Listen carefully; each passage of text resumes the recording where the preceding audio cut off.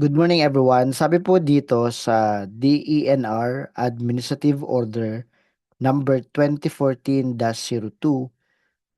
dated February 3, 2014 in section 6, the basic qualification for PCO.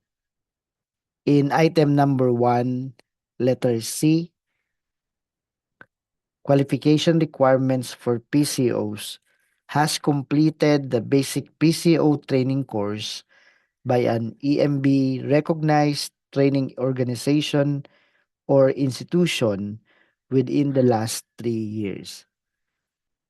One of the basic qualification for pollution control officer as exemplified here in section 6 letter C of DAO 2014-02 item number 1, the PCO must complete a basic PCO training course.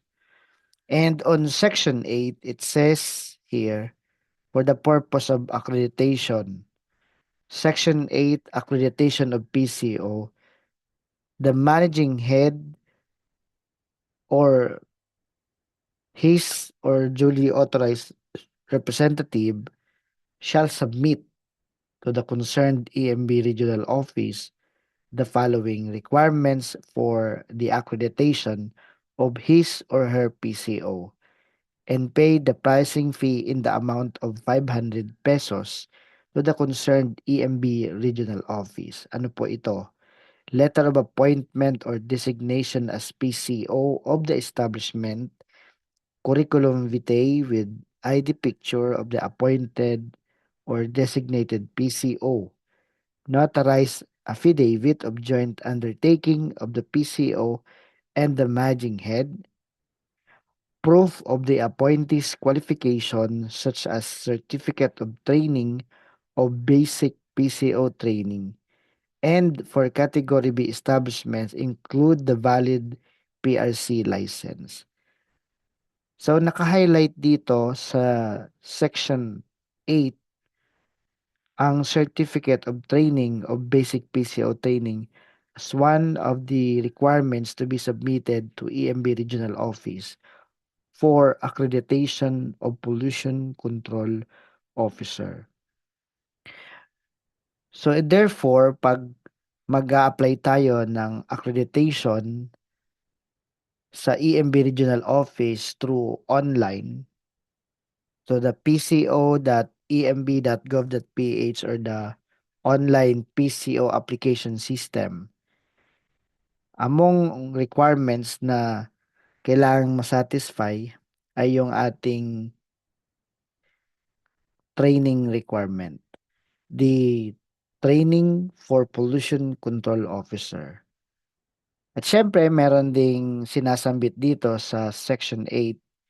Sinasabi dito, for the managing head of establishments, 8 hours training on environmental management covering the basic environmental laws, rules and regulations, and the duties and responsibilities of the PCO. Merong pag-submit ng Certificate of Training sa EMB Regional Office through online PCO application system para sa accreditation ng Pollution Control Officer. So dahil dyan, ang JP Environment Consultancy Services ay nag-o-offer ng basic PCO training and environmental management training for managing heads. Ang basic PCO training ay gaganapin sa May 12 to 15, 2026 sa El Grande Residencia Hotel and Resort, Lipa City, Batangas. At ang training for managing head ay sa May 12, 2026. Nagaganapin din sa same na lugar at venue. So kung interested sa pag-attend ng basic PCO training, managing head training in compliance with DAO 2014-02 or the revised guidelines for PCO accreditation, contact nyo lang ang 0917-360-1178. 0917-360-1178 or 0998-543-5466. 0998-543-5466. At syempre, pwede rin mag-email sa jpex.training@gmail.com. jpex.training@gmail.com. So, pwedeng makapag-attend ng PCO training dahil accessible naman ito sa lahat. So, kahit saang region manggagaling at basta a-attend sa isang accredited training institution, pwede yan. As mentioned again in Section 6 of DAO 2014-02, qualification requirement for PCO has completed the basic PCO training course by an EMB recognized training organization or institution within the last 3 years. So kahit anong region, saan man na region galing, basta ang a-attendan mo ay yung recognized training institution like JP Environment Consultancy Services. So magkita-kita tayo sa PCO training and or environmental management training for managing head.